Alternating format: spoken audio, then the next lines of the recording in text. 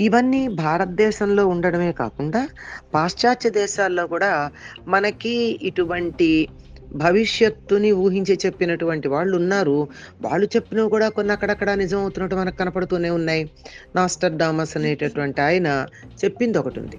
ఆయన చెప్పినవి గాని కొన్ని కొన్ని మనం అనుకోని సంఘటన జరిగినప్పుడు, ఆ! ఈ సంగతి నాస్టర్డామస్ ఇంతకు ముందే ప్రిడిక్ట్ చేశాడండి అంటున్నాం.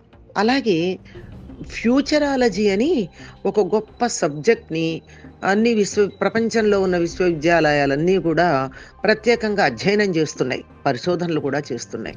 హెచ్‌జి వెల్స్ లాంటి వాళ్ళు రచించినటువంటి రచనలు భవిష్యత్తు గురించి ఉన్నటువంటివి.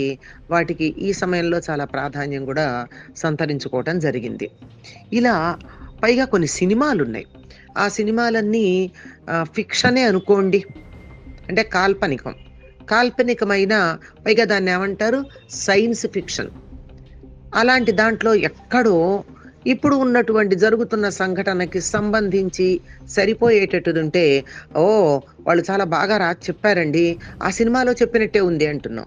ఇవన్నీ యాదృచ్ఛికం కావచ్చు, లేదా ఒక స్వచ్ఛమైనటువంటి మనస్సుతో భవిష్యత్తు గురించినటువంటి ఆలోచనతో ఉన్నటువంటి వారి మనసుకు స్ఫురించింది కూడా కావచ్చు.